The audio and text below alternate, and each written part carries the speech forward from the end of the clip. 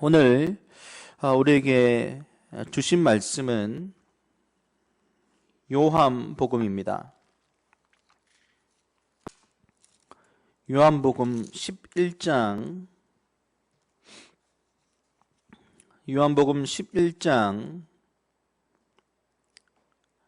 1절부터 15절 그리고 32절부터 44절 말씀을 읽도록 하겠습니다. 제가 읽을 테니 가정에서도 또 따라 읽어주시고 했으면 좋겠습니다. 제가 읽겠습니다. 어떤 병자가 있으니 이는 마리아와 그 자매 마르다의 마을 베다니에 사는 나사로라. 이 마리아는 향유를 주께 붓고 머리털로 주의 발을 닦던 자요, 병든 나사로는 그의 오라버니더라. 이에 그 누이들이 예수께 사람을 보내어 이르되 주여 보시옵소서, 사랑하시는 자가 병들었나이다 하니 예수께서 들으시고 이르시되 이 병은 죽을 병이 아니라 하나님의 영광을 위함이요 하나님의 아들이 이로 말미암아 영광을 받게 하려 함이라 하시더라.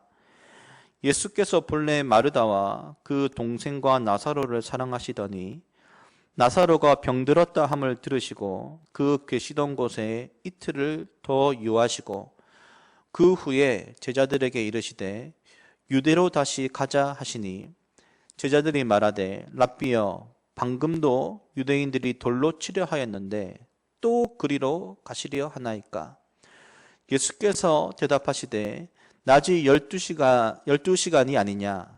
사람이 낮에 다니면 이 세상의 빛을 보므로 실족하지 아니하고 밤에 다니면 빛이 그 사람 안에 없는 거로 실족하느니라.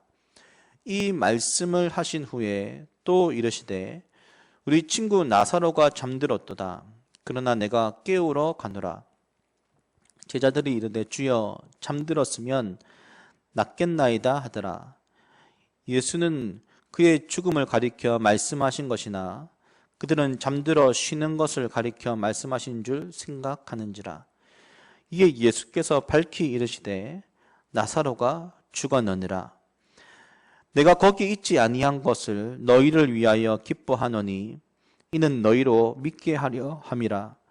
그러나 그에게로 가자 하시니. 그리고 32절부터 44절을 읽도록 하겠습니다.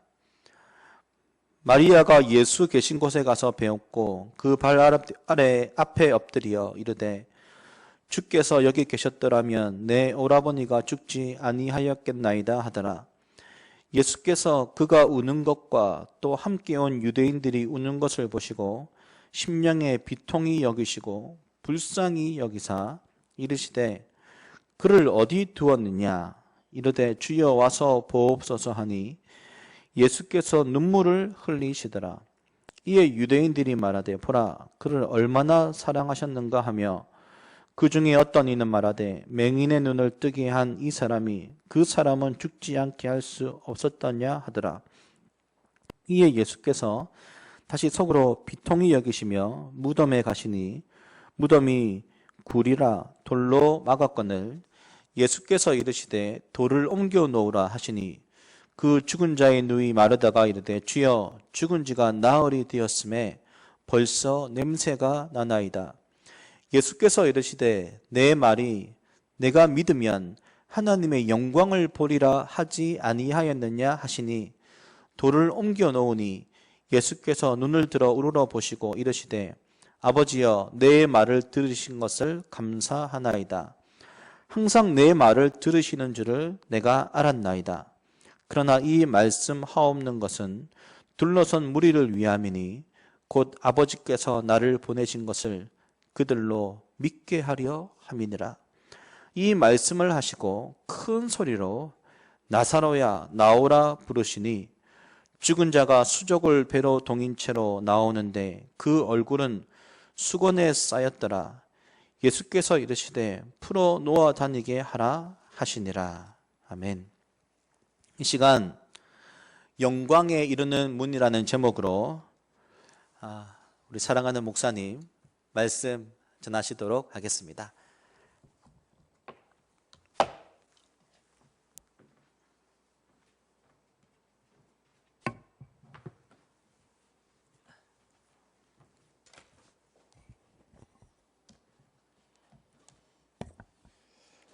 여러분 반갑습니다. 지금 각 가정에서 예배를 이렇게 드리시고 계신데요. 저도 여러분 많이 보고 싶습니다. 우리 속히 함께 또 예배를 드릴 또 그 시간들을 기대하고요. 오늘도 또 부모님들과 함께 예배에 참석하고 있는 우리 중고등부 또 초등부 또 특별히 우리 청년들 또 주님의 이름으로 환영합니다. 요즘은 교회력으로 보면 사순절 기간입니다. 사순절 할 때 이 수는 한자로 열흘을 가리키니까 사순절은 40일 동안의 기간이다라는 뜻인데요. 모든 교회들이 부활절 전까지 40일을 특별한 기도 시간으로 삼고 있습니다. 40일 동안의 영성적 여행을 하는 것이죠. 우리가 함께 모여서 예배하고 있지는 못하지만 이 40일의 기간을 우리 특별한 영성의 기간으로 삼았으면 좋겠다라는 생각도 해봅니다. 그리고 이제 오늘도 제가 말씀을 전한 이후에 퀴즈를 내겠습니다. 그래서 또 말씀에 함께 또 잘 집중할 수 있으면 좋겠다라는 생각이 듭니다. 다시 한번 기도하겠습니다. 사랑의 주님, 하나님을 예배하며 또 하나님을 높여드립니다. 오늘도 우리가 드리는 예배 가운데 임재하시며 엠마오로 가던 두 제자에게 나타나셔서 말씀을 풀어주신 것처럼 오늘 우리에게 말씀을 풀어주실 때에 우리의 가슴이 뜨거워지고 우리의 가슴들이 확신 가운데 거할 수 있도록 사랑하는 한숲 공동체를 인도하여 주옵소서. 감사를 드리며 예수님 이름으로 기도합니다. 아멘. 자, 오늘 저와 여러분이 함께 볼 오늘 설교의 제목이 무엇입니까? 설교 제목을 한번 다 같이 우리가 크게 얘기해 보았으면 좋겠는데요. 시작. 영광에 이르는 문입니다. 오늘 본문을 보면 예수님은 이제 북부 이 갈릴리 사역을 다 마치시고요. 이제 갈릴리를 떠나셔서 예루살렘을 향해서 긴 여행길, 즉 마지막 십자가의 죽음을 향한 여행길을 떠나시고 계십니다. 근데 예수님께서 예루살렘을 향해서 이렇게 지나가시는데요. 예루살렘을 향하여 지나가시기 전, 그 직전에 그 베다니라는 마을이 있습니다. 그리고 예수님께서는 그 마을에 머무셨죠. 베다니는 예루살렘의 관문이다라고 할 수 있습니다. 여러분이 지금 지도를 보고 계신데요. 예루살렘으로부터 직선 거리로 약 한 2km 정도 떨어져 있는데 실제로는 중간에 감람산이 있으니까 한 4km 정도 시간이 소요되고요. 도보로 걸으면 1시간 정도의 거리가 된다고 합니다. 주님은 그래서 이 베다니에 머무시면서 예루살렘으로 오늘날 말로 바꾸면 출퇴근하셨는데 마지막 한 주간 동안 주님의 주 거주처가 베다니였습니다. 그런데 오늘 본문에 보니까 예수님께서 이곳에 머물러 계시는 동안에 한 사건이 터졌습니다. 예수님께서 사랑하시던 삼남매, 특별히 마리아와 마르다, 그리고 그의 오라비 나사로가 있었는데요. 그 삼남매 중 나사로가 병이 걸렸습니다. 나사로가 병에 걸리고요. 누이들이 이제 예수님께 그 나사로의 병든 이야기들을 이제 전하기 위해서 사람들을 보내는데요. 누이들이 예수님께 보낸 이 사람들이 쓴 용어에 우리가 좀 집중할 필요가 있습니다. 3절 말씀인데요. 3절 말씀을 함께 읽어보겠습니다. 시작. 이에 그 누이들이 예수께 사람을 보내어 이르되 주여 보시옵소서 사랑하시는 자가 병들었나이다 하니, 여기 보니까 사랑하시는 자 이런 표현이 나옵니다. 여러분, 이것은 굉장히 귀한 칭호입니다. 이 단어, 이 칭호는 아무에게나 쓰는 칭호가 아닙니다. 요한복음 전체를 보면요, 요한이 자기 자신에 대해서 쓸 때 이 단어를 썼습니다. 예수가 사랑하시던 그 제자, 이 표현을 썼거든요. 그런데 지금 마르다 마리아가 요한에게 썼었던 그 칭호를 가지고 예수님께 도와달라고 요청한 것을 보면 예수님이 이 사도들처럼 나사로를 깊게 사랑하셨다라는 것을 알 수 있습니다. 근데 우리가 오늘 본문에 보면 이 당시에 예수님은 베다니 마을에 계시지 않았던 것 같습니다. 예수님께서 베다니 마을을 떠나신 후에 나사로가 아주 위급해졌습니다. 평소에 앓던 병이 아주 심각해진 것인데요. 그래서 그 두 누이가 급히 예수님을 향해서 하인을 보냅니다. 하인들이 예수님께 도착하고요. 하인들이 예수님께 빨리 가자고 요청을 하는데 예수님께서 오늘 본문에 보면 그 요청을 거절하시고 하인들만 먼저 보냈다고 되어 있습니다. 그리고 11장 6절에 보면요. 그리고 예수님은 이틀 동안 그곳에 더 계시다가 길을 떠나셨는데 나사로가 죽은 지 나흘째 되는 날 베다니 마을에 도착하셨다. 이렇게 되어 있습니다. 자, 여러분, 오늘 본문에 대한 설명을 드렸는데요. 우리는 이런 생각을 해보아야 됩니다. 예수님은 왜 나사로가 죽어가는 상황에 빨리 오셔서 이 기도를 요청했을 때 곧바로 가시지 않으셨을까? 우리 생각에는 주님이 바로 가셔서 마르다와 마리아의 믿음대로 죽기 직전에 손을 얹고 기도하셔서 나사로를 살리시면 되실 텐데 왜 그렇게 하지 않으셨을까라는 의문이 듭니다. 또 한 가지 생각이 드는 것은 뭐냐면요. 급하게 가시지 않고 오늘 성경에 보면 하인들을 먼저 보내시고 난 다음에 이틀을 그곳에서 더 머무셨다고 되어 있는데 그렇다면 이틀 동안 그곳에 머무를 만한 어떤 급한 일이 계셨는가? 그런데 본문에 보면 그렇지 않다는 것입니다. 주님은 그냥 이틀 동안 그냥 계셨어요. 그냥 노신 거죠. 그러니까 이틀 동안 그곳에 지체하신 모습도 굉장히 이상합니다. 그리고는 이틀 후에 떠나실 때를 보면 11장 14절에 이렇게 말씀하시죠. 나사로가 죽었다. 이렇게 말씀하시면서요. 이제 가자. 그리고 죽은 다음에 예수님께서 길을 떠나십니다. 여러분, 우리는 이러한 주님의 독특한 태도를 보면서 생각할 것이 있습니다. 예수님은 나사로라는 사람으로 대표되는 인간의 죽음에 대하여 예수님은 인간의 죽음에 대하여 어떤 태도를 가지고 계셨는가 하는 부분입니다. 그래서 오늘 저와 여러분은 우리의 죽음, 인간의 죽음에 대한 예수님의 정의와 또 그분의 태도에 관하여 살펴볼 것입니다. 자, 첫 번째 우리가 생각할 것은 이것입니다. 주님은 그렇다면 죽음에 대해서 어떤 생각을 가지고 계셨는가? 주님은 죽음에 대해서 영광이라는 관점으로 보았다는 것을 본문에서 알 수 있습니다. 여러 구절이 나오는데요. 먼저 11장 4절을 보겠습니다. 11장 4절입니다. 함께 읽겠습니다. 시작. 예수께서 들으시고 이르시되 이 병은 죽을 병이 아니라 하나님의 영광을 위함이요 하나님의 아들이 이로 말미암아 영광을 받게 하려 함이라 하시더라. 요한복음 11장 40절도 보겠습니다. 11장 40절입니다. 자, 우리 함께 말씀을 보겠습니다. 시작. 예수께서 이르시되 내 말이 내가 믿으면 하나님의 영광을 보리라 하지 아니하였느냐 하시니. 예수님은 오늘 이 두 구절을 보면요. 나사렛의 죽음을 앞두고 이 죽음을 어떤 관점에서 바라보셨냐면 영광이라는 관점에서 바라보고 계셨다라는 것을 알 수 있습니다. 여러분, 제가 한번 질문해 볼까요? 사람들은 죽음을 어떻게 볼까요? 어떤 관점으로 볼까요? 죽으면 모든 것이 끝이다. 이렇게 생각하는 사람들이 있습니다. 허무하게 보는 거죠. 또 다른 사람들, 또 불교도들 같은 경우는요.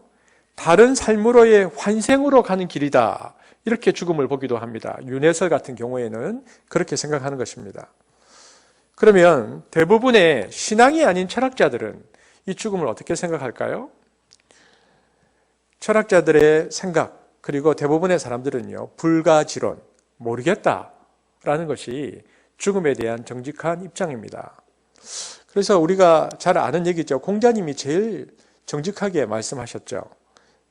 제자가 이렇게 물었죠. 선생님, 죽음에 대해서 어떻게 생각하십니까? 이렇게 질문하니까 공자님이 말하기를 내가 아직 삶을 알지 못하는데 어찌 죽음에 대해서 내가 말할 수 있겠는가? 이렇게 얘기했습니다. 굉장히 솔직한 것이죠. 그래서 아마 대부분의 오늘날의 사람들은요, 불가지론적 입장을 가집니다. 죽음에 대해서는 잘 모르겠다라고 말하는 것입니다.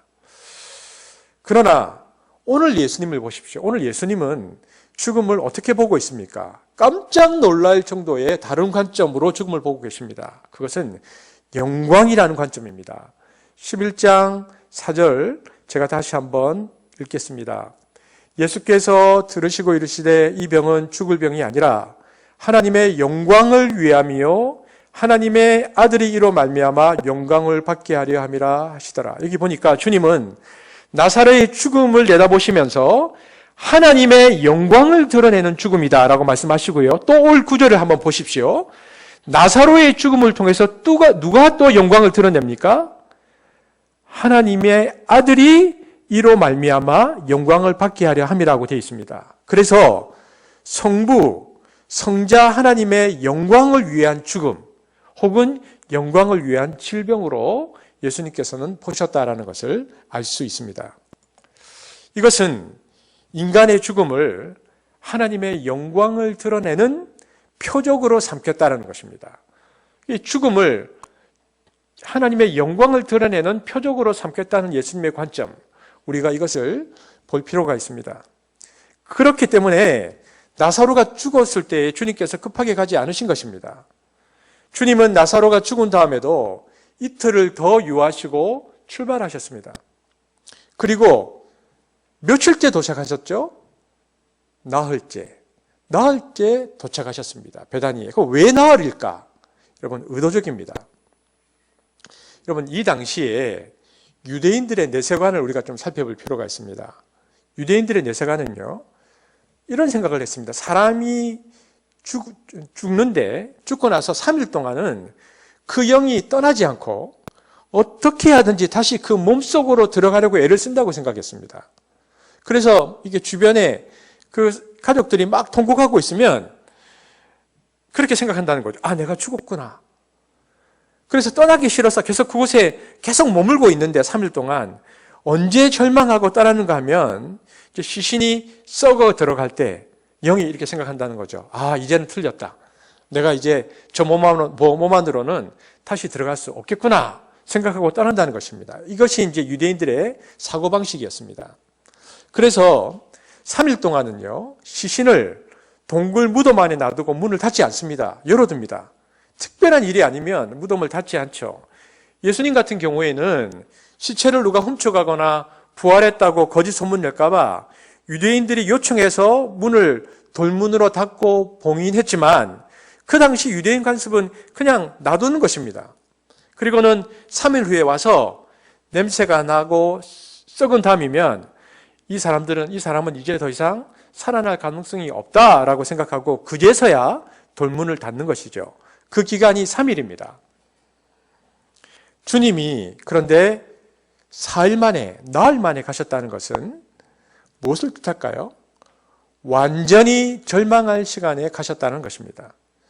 살아날 소망이 완전히 없는 시점, 주님께서 그때 가셔서 부활을 일으키십니다. 결국 이 나사로의 부활 사건은요, 십자가를 앞에 둔 예수님께서 메시아 되시고 하나님의 아들 되심을 확실히 보여주는 공생의 최대의 계시 사건이었습니다. 여러분, 그렇다면 이 나사로의 부활이 우리에게 의미하는 바가 무엇일까요? 나사로의 부활은 예수님의 부활의 예고편입니다. 시간적으로 보면 나사로가 부활한 후에 약 열흘 뒤에 예수님께서 십자가에 죽으시고 3일 후에 부활하시는데 이것을 미리 내다보게 하는 사건이 이 나사로의 부활 사건입니다. 그러니까 이 나사로의 부활에 대한 충격과 믿음이 무엇을 믿게 만드느냐 하면 앞으로 일어날 예수님의 부활을 믿게 만드는 사건이라는 것입니다. 그래서 우리가 요한복음 이제 20장에 보면요. 베드로와 요한이 예수님이 죽으신 다음에 부활하셨다는 소식을 듣고 막 동굴에 달려갑니다. 근데 동굴 안에 갔더니 예수님은 계시지 않고 세마포만 있었는데 그 형편을 들여다보면서 요한복음 20장 8절에 그 표현이 아주 묘한데요. 예수님께서 죽으시고 사흘 만에 부활하신다는 것이 그들이 믿어지기 시작했다라고 성경이 기록하고 있습니다. 그러면 그때 그들이 예수님께서 부활하셨다라고 믿어지기 시작했었다는 그 믿음은 어디에서 생겼는가? 그들이 나사로의 부활을 보았기 때문입니다. 그들이 나사로의 부활을 체험했기 때문이죠. 아!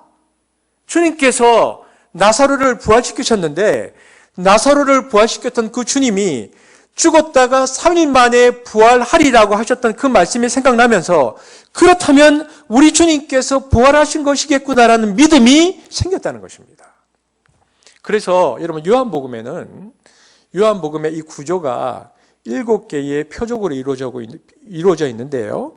요한복음에 기록된 7가지 표적 중 마지막이 이 나사로의 부활 표적인데 이것은 예수님의 부활 그리고 하나님의 영광을 미리 나타내주는 사인으로서의 부활이다라는 것을 우리는 알 수 있습니다. 그래서 주님께서 이렇게 말씀하셨죠. 요한복음 11장 14절 15절을 함께 보려고 하는데요. 요한복음 11장 14절 15절입니다. 함께 보겠습니다. 시작. 이에 예수께서 밝히 이르시되 나사로가 죽었느니라. 내가 거기 있지 아니한 것을 너희를 위하여 기뻐하노니 이는 너희로 믿게 하려 함이라. 여러분 참 우리가 이 구절을 보십시오. 예수님께서 뭐라고 말씀하시냐면 나사로가 죽어갈 때 내가 있지 아니한 것을 기뻐한다 하신다 그러셨습니다. 왜? 내가 거기 있지 않았기 때문에 나사로가 완전히 죽어버렸기 때문이라는 것이죠. 그렇다면 왜 나사로가 완전히 죽어버려야 했습니까? 나사로의 죽음을 통해서 예수님의 메시아 되심, 그리고 하나님의 아들 되심, 그에게는 그러한 권능과 능력이 있다는 것이 드러나고요. 또한 나사로의 부활을 통해서 너희들이 이제 메시아의 부활을 믿는 믿음에 이르게 될 것이기 때문에 내가 지금 나사로가 죽어가고 있다는 소식을 듣고도 황급히 가지 않고 이틀 있다가 죽은 다음에 가는 것을 기뻐하노라 이렇게 말씀하신 것입니다. 이것이 이렇게 다 연결이 되는 것이죠. 여러분, 우리 모두는 나사로처럼 죽음에 이르는 존재입니다.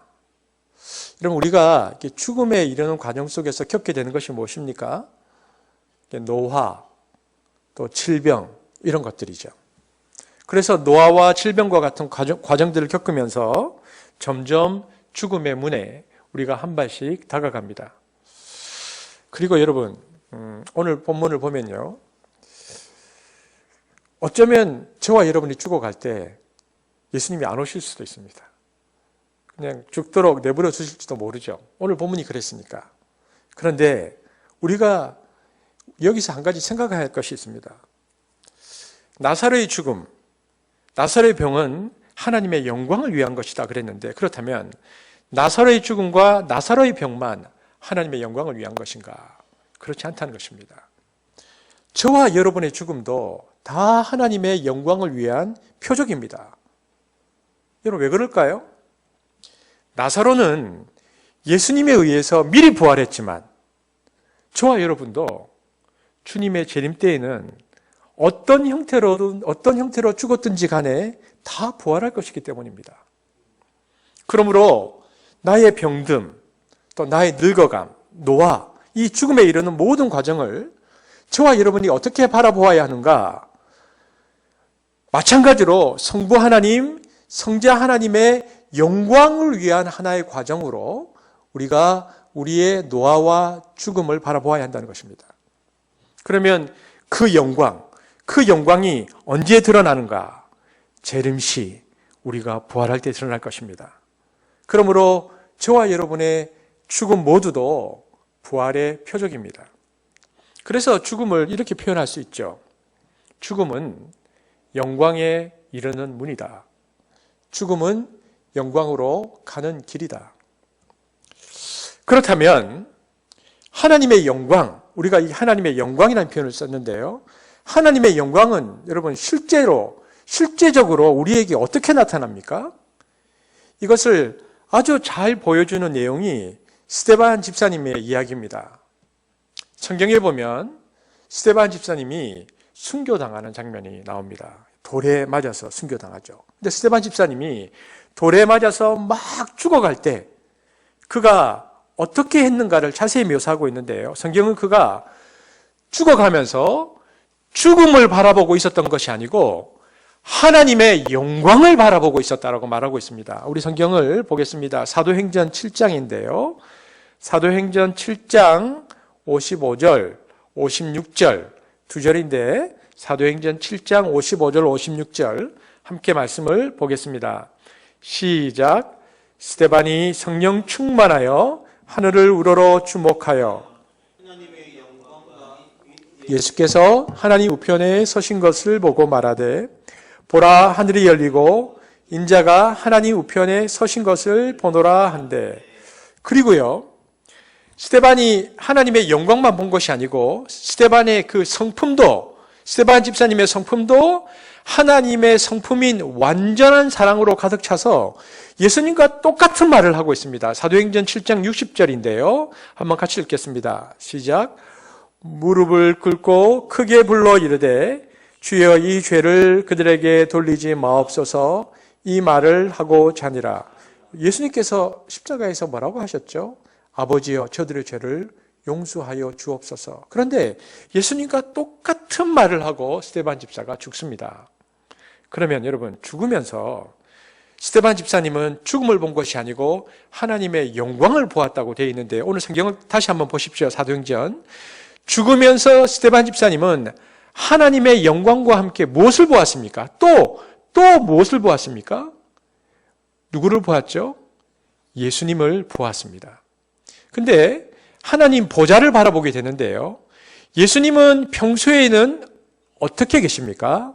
보좌 우편에 앉아 계십니다. 그래서 우편 보좌에 앉으신, 이것이 신약 성경에 나오는 예수님에 대한 일반적인 성경 표현입니다. 그런데 스데반 집사가 돌에 맞아 순교하면서 딱 보니까, 하나님의 영광을 보면서 보니까 예수님이 보이는데 예수님이 어떻게 되어 있다고 계시죠? 그렇죠. 예수님이 앉아 계시지 않고 서신 것을 보시고, 하나님 우편에 서신 것을 보시고, 55절, 56절 두 번이나 반복한 표현입니다.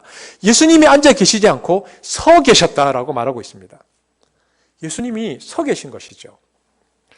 여러분, 서 계신다는 표현은 우리에게 어떤 이미지를 떠올리게 합니다. 이것은 어떤 그림이 연상되냐면, 여러분, 올림픽의 그 마지막 하이라이트는 무엇입니까?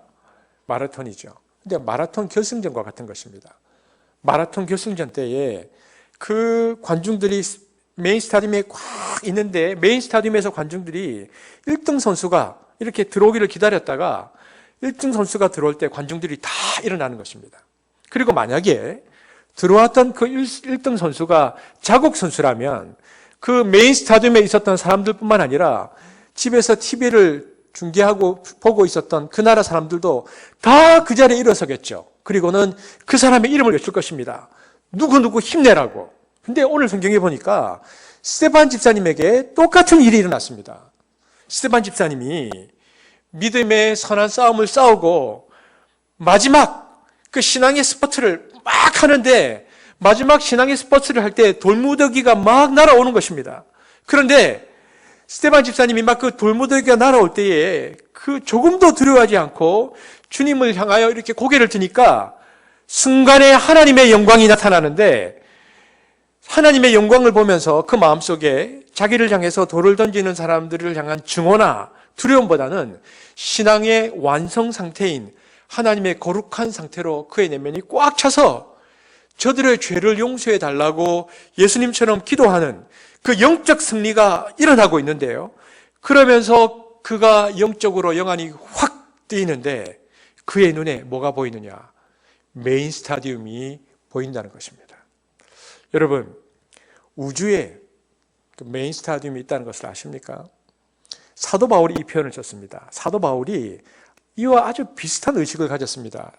고린도전서 4장 9절에 보면요. 고린도전서 4장 9절에 보면은 사도 바울이 어떤 표현을 쓰냐 하면 내가 세상의 구경거리가 되었다라는 표현을 씁니다. 고린도전서 4장 9절 한번 우리가 함께 읽어보겠습니다. 4장 9절입니다. 시작. 내가 생각하건대 하나님이 사도인 우리를 죽이기로 작정된 자 같이 끄트머리에 두셨음에 우리는 세계 곧 천사와 사람에게 구경거리가 되었노라. 여러분, 여기 재미있습니다. 내가 생각하건대 하나님이 사도인 우리를 죽이기로 작정된 자 같이 끄트머리에 두셨는데 우리의 상황은 그렇다는 것입니다. 사도들의 상황들은. 그런데 우리는 여기 세계라는 원문에는 코스모스라고 되어 있습니다. 그런데 이 코스모스 우주에 천사와 사람에게 구경거리가 되었다. 그러니까 우리는 온 우주의 구경거리가 되었다라고 표현하는 것입니다. 이것을 영어로 번역하면요. 지금 영어 성경이 떠 있죠. 영어로 번역하면 이것을 스펙타클이라고 말합니다. 영어 성경. 이것을 스펙타클이라고 말하는데 뭡니까? 여러분, 파노라마 뷰입니다. 그러니까 180도. 지금 여기 그림에 나오죠. 콜로세움 그림이 나오고 있는데요. 콜로세움의 원형 경기장이 그렇게 되어 있죠. 그러니까 사도 바울이 지금 콜로세움의 그 180도의 원형 경기장을 생각하면서 이 표현을 쓴 것입니다. 사도 바울은 자기와 자기 동료들이 선교사로 살아가면서 겪는 그 모든 고난과 아픔을 마치 온 우주의 원형의 경기장 안에서의 그 검투사들이 사자와 싸우는 것과 똑같은 상황으로 본 것입니다. 자기들은 지금 그렇다는 것입니다. 그래서 그것 때문에 고난과 죽음과 핍박과 아픔이 자기들에게 다가오는데 그 선한 싸움을 싸우고 있을 때 사도 바울은 지금 자기를 바라보고 있는 사람들이 있다고 말하는 것입니다. 그러면 그 싸움을 하고 있을 때 사도 바울과 그 일행들을 바라보고 있는 사람들은 누구인가? 예수님이 하늘의 스타디움의 보좌에 앉으셔서 바라보고 계시고 천군 천사들이 바라보고 있고 먼저 죽은 순교자들과 의인들과 먼저 하늘 날아간 성도들이 자기를 다 바라보고 있다는 것입니다. 그 영들이 바라보면서 이야, 스데반 정말 마지막까지 위대하게 잘 싸우고 있구나. 마지막까지 신앙의 스포트를 내고 있구나. 바울, 네가 정말 고난을 잘 극복하고 있구나. 그들이 스데반이나 사도 바울과 같은 사람들이 마지막 신앙의 싸움을 할 때에 그 장면을 보면서 하늘의 메인 스타디움에서 와! 하는 함성 소리가 난다는 것입니다. 잘 싸우고 있구나. 그래서 사도 바울은 지금 내가 온 우주의 구경거리가 되었다라고 말합니다. 즉 사도 바울은 자기의 고난과 믿음의 싸움에 대해서 이 우주에 있는 이 콜로세움을 얘기하면서요.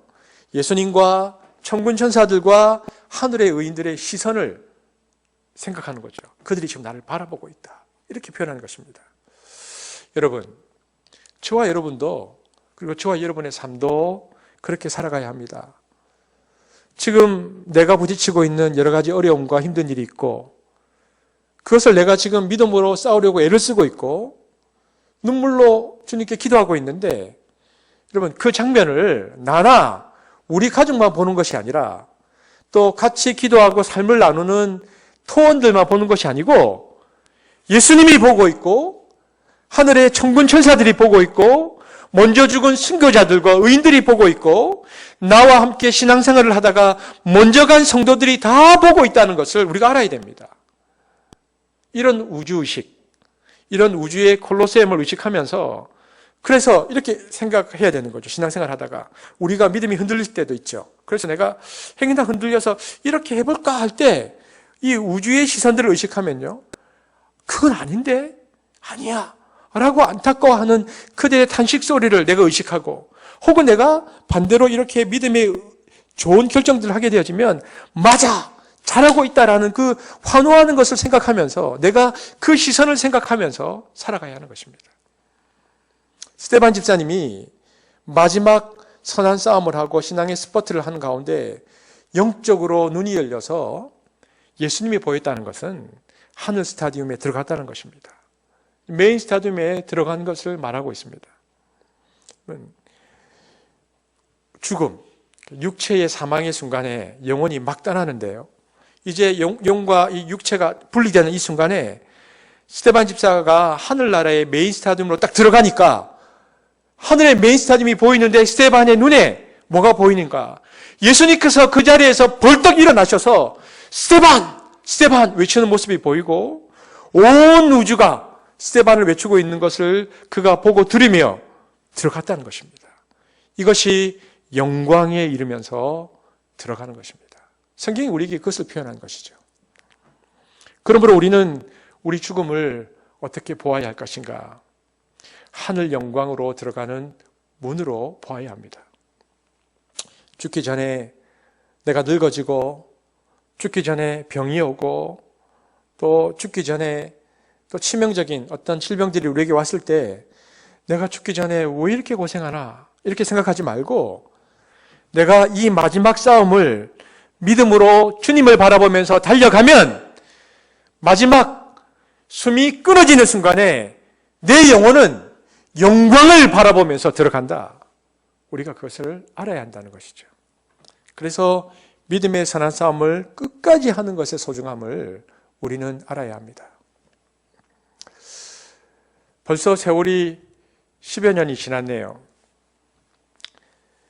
10여 년 전 제가 이제 개척을 준비하기 위해서 아프리카로 떠날 때에 교회의 한 형제가 투병 중에 있었습니다. 그 형제가 저에게 병원에 있다가 일부러 퇴원해서 제가 떠나는 마지막 그 예배에 참석해서 나에게 잘 다녀오시라 목사님 얘기하고 또 하나님께서 자신에게 기회를 한 번 더 주시면 직장을 다니고 있었는데 내가 이것을 극복하고 이제는 하나님의 일을 하고 싶다, 신학교를 가고 싶다라고 얘기하면서 목사님 잘 다녀오세요라고 말했던 한 형제가 있습니다. 제가 안식년의 시간들을 지나고 있는 동안에 이제 한국으로부터 소식을 들었습니다. 안타깝게도 하나님께서 그 형제에게 그 시간을 허락하지 않으셨어요. 그래서 하나님께서 그 형제를 데려가셨습니다. 멀리 떨어져 있으니까 제가 마음이 너무 많이 아픈 거예요. 그래서 그 형제의 마지막이 궁금했습니다. 그래서 그 자매에게, 아내인 자매에게 전화해서 내가 함께하지 못해서 미안하다고 말하고 그리고는 그 형제가 남긴 마지막 말이 없냐고 물었습니다. 그랬더니 자기에게는, 그 아내에게는 이렇게 말했다고 하더라고요. 미안하다고. 그리고 그 형제가 임종하기 전날, 그때 그 첫째 아이가 어렸는데 첫째 아이에게 아버지로서 그 아이를 부르고 그 아이에게 사형리를 전했다고 했습니다. 저는 그 이야기를 이렇게 들으면서 이런 생각을 했죠. 어떻게 한마디의 불평 없이 이 형제가 이렇게 할 수 있었을까? 그리고 그 전날 자기 아들에게 사형리를 전했던 그 형제의 마음은 어땠을까? 그때 제가 이 자매와 얘기를 이렇게 해보니까요. 하나님께서 그 형제를 불러가시는 마지막 순간까지 그 형제에게서 원망의 모습을 찾을 수가 없었습니다. 오히려 먼저 자신을 부르시는 그 주님의 부름 앞에 그 순종한 그 형제는 자기가 가는 그곳에 자기의 아이도 함께 있기를 바랬던 것입니다. 그래서 그 아이에게 사형리를 전했죠. 그러면 어떻게 그런 일이 가능했을까? 믿음으로 죽음과 싸우면서 저는 그가 하나님께서 그에게 보여주시는 것을 보았다고 생각합니다. 저는 마지막 영광으로 들어가는 이 본문을 보면서 이 형제가 생각이 납니다. 그 형제는 설명할 수 없지만 하나님께서 보여주시는 무언가를 볼 수도 있었겠다. 저희 가족 얘기를 좀 하면요. 저희 이모가 하나님의 부름을 받았습니다. 제가 개척할 그 즈음입니다. 이 형제의 죽음과 거의 비슷한 시기였는데요. 저희 이모님도 목사님, 사모님이셨습니다. 꽤 오랜 시간 동안 투병하셨죠. 한 5년 년 동안 투병하시고 하나님의 부름을 받았습니다. 그 이모의 그 장례식을 마치고 제가 할머니에게 갔습니다. 외할머니죠. 외할머니가 계셨는데 외할머니도 목사님, 사모님이셨습니다. 저희 할아버지가 외할아버지가 목사님이셨는데 먼저 하나님 부름을 받으셨고 할머니가 계셨는데 그 딸인 그 사모가 하나님의 부름을 받은 거죠. 그래서 제가 그 할머니에게 그때 그랬어요. 할머니 괜찮으세요? 그러자 할머니께서 이렇게 얘기하셨죠. 오히려 저를 보고 괜찮다고. 그리고 우리 모두는 그렇게 하나님께 부름을 받는 것이라고. 그리고 하나님도 이모가 돌아가시고 한 달 뒤에 하나님의 부름을 받으셨습니다.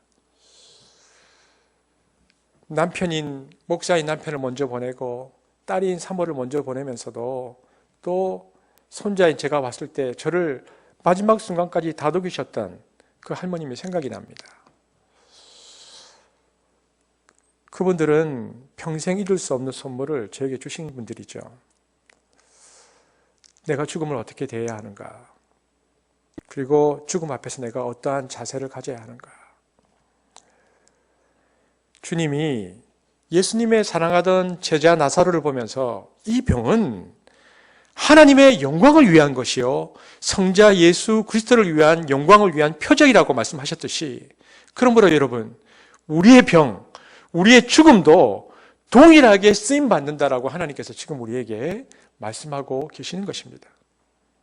그리고 주님은 이 나사로를 살리시기 전에 이 표적의 메시지의 의미를 정확하게 말씀해 주셨는데요. 이것이 표적의 의미이죠. 요한복음 11장 25절, 26절입니다. 우리가 함께 말씀을 보겠습니다. 이 표적의 의미가 무엇인가? 시작. 예수께서 이르시되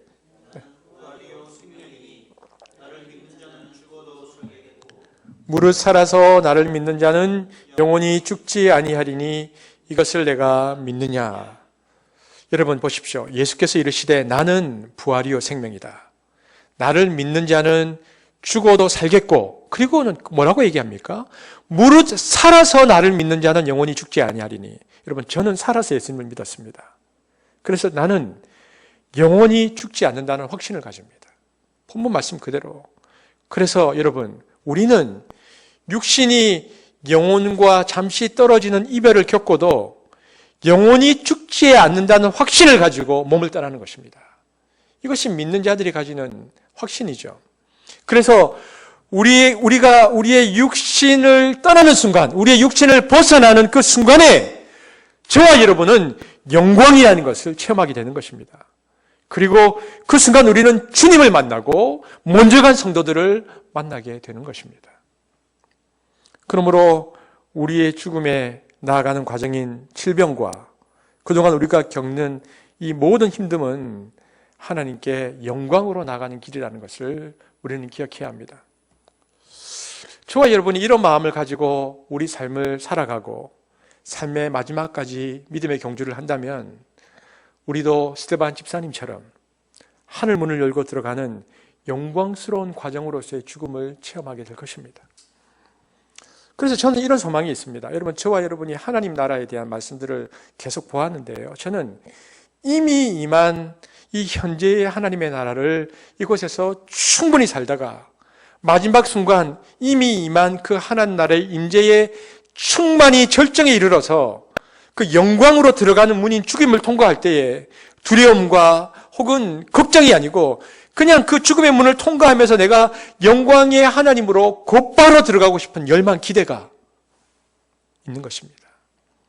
죽음의 공포가 아니라 그 순간 내 의식은 계속 살아서 영광에서 영광으로 곧바로 이르는 그 희열을 내가 맛보게 될 것이다. 믿지 않는 자들은 그 죽음 앞에서 어떻게 해야 될지 모르겠다라고 말하고 그들이 답을 내릴 수 없지만 우리는 이미 임한 하나님의 나라를 살다가 그 죽음이라는 문을 통과하면서 영광에서 영광으로 이르게 되는. 그래서 저는 마지막 길을 가는 동안 내가 믿고 소망한 하나님의 나라와 그리고 그 나라의 영광과 영원한 빛이 우리 가운데 드러나는 것을 믿는 저와 여러분 되기를 바랍니다. 오늘 우리가 본문을 통해서 두 번째 주님께서 죽음에 대하여 어떤 태도를 가지셨는가를 볼 수 있습니다. 그것은 측은함과 비통함을 느끼셨다라는 것입니다. 요한복음 11장 33절에서 35절입니다. 요한복음 11장 33절에서 35절인데 함께 보겠습니다. 시작.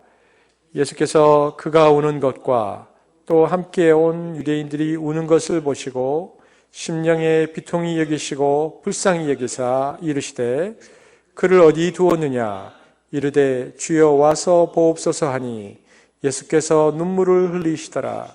여기 보십시오. 예수님은 지금 나사로의 무덤 앞에서 눈물을 흘리셨다. 그러면 눈물을 흘리신 이유가 무엇인가? 뭐라고 되어 있습니까? 비통히 여기시고 불쌍히 여기사 되어 있습니다. 여러분, 비통이라는 단어가 무슨 뜻입니까? 슬픔이 고통이 되었다는 것이죠. 주님은 지금 고통스러워서 못 견디는 것입니다. 그리고 불쌍히 여기셨죠. 그러면 누구를 비통히 여기고 누구를 불쌍히 여기셨을까요? 나사로입니까? 아닙니다. 죽은 나사로는 이미 영광을 위하여 표적으로 쓰기를 결심하셨기 때문에 나사로는 아니고 지금 누구에 대해서 비통하게 여기시고 불쌍하게 여기십니까? 마리아와 함께 온 사람들, 그리고 망자의 친구들, 유족들에 대해서입니다. 죽음의 이별을 겪는 가족들을 바라보는 주님의 마음은 그들 마음속에 있는 고통을 아주 처절할 정도로 함께 공감하셨다는 것입니다. 그리고 고통에 시달려서 몸부림치는 그들을 불쌍히 여기셨습니다. 이처럼 비통과 측은함이 죽음에 대한 예수님의 태도입니다. 여러분, 극도의 고통과 극도의 아픔을 느끼는 사람들을 위로하는 방법은 하나입니다. 말이 필요 없습니다. 같이 우는 것이 최고입니다. 여러분, 장례식이 있을 경우에 어쩔 수 없으면 우리가 부적금만 보내지만 웬만하면 우리가 가서 그들의 손이라도 잡고 또 끌어안는 것입니다. 같이 눈물을 흘리면서 안타까워하는 마음을 함께 나누는 것이죠. 여러분, 정말 견딜 수 없는 비통함을 겪어본 사람들은 압니다. 내가 그 고통 가운데 있을 때 누군가가 와서 나의 손을 잡아주고 눈물만 흘려줘도요, 이상하게 위로가 되고 고통이 절반이 됩니다. 예수님은 죽음 때문에 고통을 겪는 가족들에 대해서 같이 아픔을 느끼는 공감을 가지고 우셨습니다. 이것이 예수님의 참 사람의 형상입니다. 참 하나님의 인간성을 잘 보여주는 완성된 모습이죠. 우리가 지난주에도 나누었지만요, 예수님은 우리에게 참된 인간이 무엇인지를 보여주기 위해서 오셨습니다. 인간은 만들어질 때에 하나님의 형상으로 만들어졌는데 이 형상이 죄로 인해서 다 망가졌죠. 그래서 하나님은 예수님을 통해서 망가지지 않는 인간, 그 인간성을 보여주기 위해서 오셨는데 그 인간됨이란 무엇인가? 그것은 타인의 아픔과 타인의 필요와 타인의 고통과 타인의 슬픔에 대하여 민감한 것입니다. 공감이죠. 여러분, 그렇다면 우리가 한번 생각해 보십시다. 왜 우리는 요즘 잘 공감하지 못할까요? 공감 능력 상실이 왜 우리에게 있는 것일까요? 어릴 적 부모나 다른 사람들에게 너무나 많은 상처나 아픔을 받은 사람은 상처에 대한 공감 능력이 없습니다. 왜냐하면 두려움과 자기 연민에 사로잡히기 때문이죠. 자기 아픔이 너무 큰 것이죠. 그래서 자기 상처만 자꾸 핥습니다. 따뜻한 사랑을 못 받고 산 사람이 남의 상처를 못 느끼는 것이죠. 여러분, 기독 서적 책 중에 이런 제목이 있습니다. 하나님 앞에서 울다. 제가 참 좋아하는 책인데요. 여러분, 하나님 앞에서 울다라는 것은 굉장히 좋은 것입니다. 비록 내가 자랐던 환경들이, 어릴 때 자랐던 환경들이 지금 되돌릴 수 없을 만큼 그런 과정에서 자라서 나 역시 공감할 수 없는 사람이라 할지라도, 그럼에도 불구하고 내가 어릴 때 그런 사랑을 전혀 받지 못했지만 내가 예수님을 알게 되어지고, 그래서 하나님 앞에서 울기 시작하면서 우리의 인간성은 회복되기 시작합니다. 여러분, 생각해 보십시오. 어떤 종교가 그 신 앞에서 눈물을 흘리는 종교가 있습니까? 저는 어릴 적 환경은 그러하지 못했지만, 그러나 하나님 앞에서 울면서 그 울음을 통하여 공감성을 회복한 귀한 형제 자매들을 봅니다. 그 형제 자매들이 우리 공동체에도 있죠. 그래서 우리가 하나님 앞에서 울 수 있다는 것은 굉장한 축복입니다. 여러분, 그러면 가장 악마적인 것은 무엇일까요? 그것은 공감성의 상실입니다. 무정이죠. 여러분, 공감 능력 부재라는 것은 그것이 악마성입니다. 인간이 악마화되는 것이죠. 요즘 대한민국이 힘들고 어려운 시기들을 지나고 있습니다. 대한민국 사회의 사람들 마음이 점점 이렇게 공감성이 상실되어 가는 모습을 봅니다. 그러니까 비정상적인 거죠. 굉장히 무겁고 무서운 사회가 되어 가는 것이죠. 그러므로 우리 그리스도인이 이런 시대를 만나면서 회복해야 할 것은 무엇인가?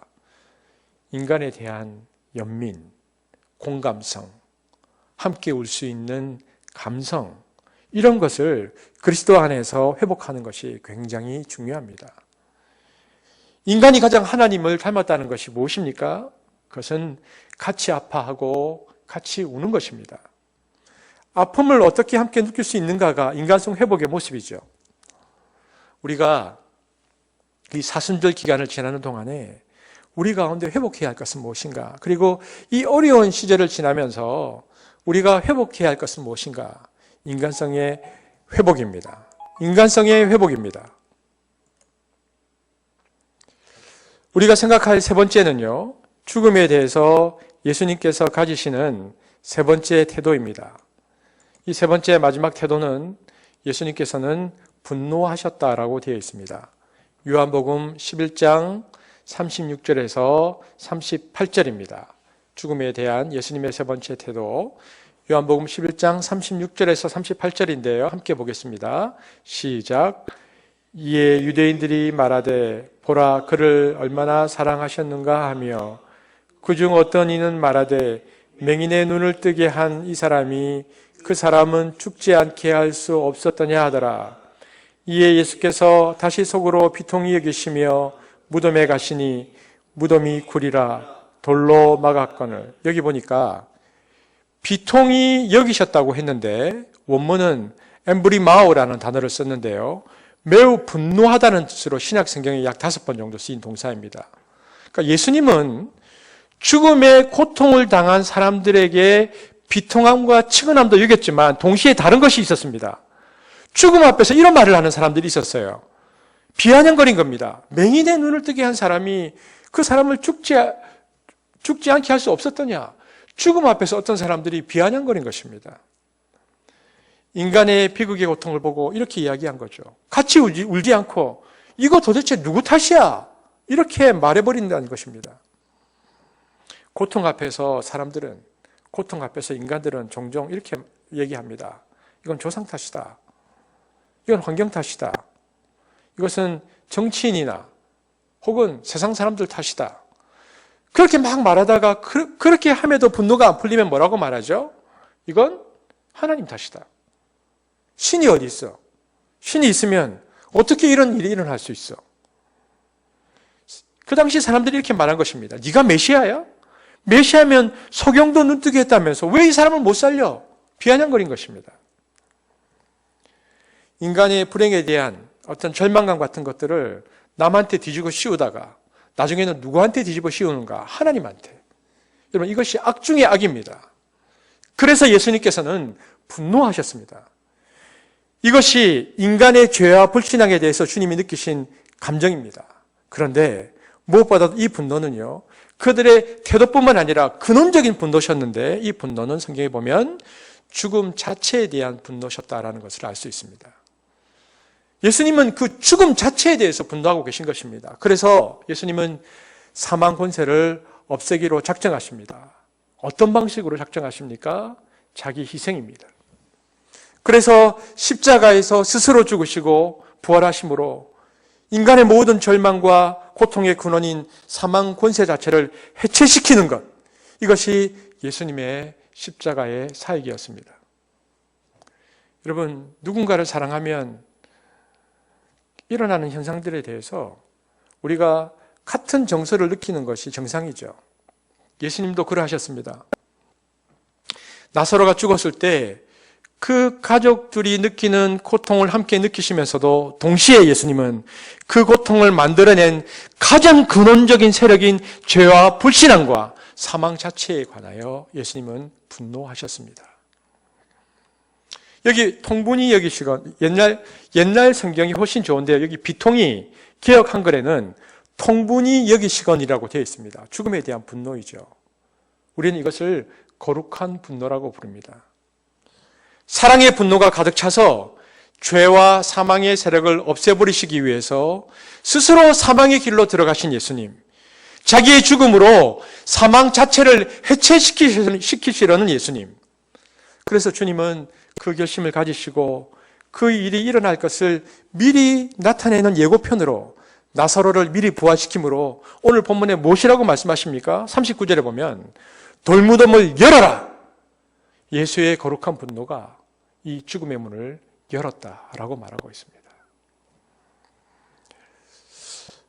말씀을 맺겠습니다. 우리는 이 시대를 살아가면서 그리고 코로나로 인한 두려움과 걱정의 시간을 지나면서 특별히 사순절의 시간을 지나면서 죽음에 대해서 인간의 비극에 관해서 이 예수님의 마음을 품어야 합니다. 그것은 첫째 무엇인가? 단순히 이것을 비극으로 보지 말고 인간의 모든 아픔과 죽음조차도 하나님의 영광을 위한 죽음으로 바꿔낼 수 있는 믿음의 힘을 저와 여러분이 가져야 한다는 것입니다. 우리도 남들과 똑같이 늙고 병들고 죽을 거 아닙니까? 그 누구가 예외가 있습니까? 그런데 우리는 그 과정 중에 영광이 나타날 것이라는 그 믿음을 가지고 죽음에 대한 절망이 아니라 죽음을 넘어서는 믿음과 소망이 찬란하게 넘쳐서 내 죽음을 바라보는 모든 사람이 영광의 표적으로 내 죽음을 바라볼 수 있도록, 내 죽음조차도, 내 질병조차도 영광이 되도록 주님께 붙잡아 달라고 우리가 주님께 기도할 필요가 있는 것입니다. 그리고 두 번째는 다른 사람의 아픔에 대해서 눈물을 흘릴 수 있는 하나님의 인간성을 회복시켜 달라고 기도해야 합니다. 그리고 세 번째는 그 모든 불의와 악에 대한 거룩한 분노가 있어야 합니다. 그래야 악을 고쳐나가고 특별히 악 중의 악인 사망 권세를 예수의 부활로 이겨낼 수 있는 것입니다. 우리는 고난주간을 바라보는 40일의 기도 여행을 하고 있는데요. 오늘 이 본문 앞에서 예수님께서 가지셨던 이 마음을 갖게 해달라고 다 같이 기도하는 저와 여러분 되기를 주님의 이름으로 축복합니다. 기도하시겠습니다. 사랑의 주님, 감사합니다. 오늘 우리가 가져야 할 소망과 믿음은 우리의 고통과 우리의 노화의 과정과 우리의 질병과 무엇보다 우리의 죽음이 하나님의 영광에 이르는 문이라는 것을 아는 것입니다. 또한 우리가 이 땅을 살아가면서 공감하며 살아가는 사람들이 되기를 소망하며 우리의 모든 과정이 영광을 위한 표적뿐만 아니라 죽음을 가져왔었던 그 죽음의 그 근원을 우리가 바라보면서 사망 권세를 이기신 예수 그리스도의 십자가와 부활의 소중함을 우리가 고백해내는 것입니다. 주님, 이 공동체가 이것을 고백해내므로 영광에 이르는 문에 이르는 한습이 될 수 있도록 축복하여 주옵소서. 감사를 드리며 우리 구주 예수 그리스도의 이름으로 기도하였습니다. 아멘.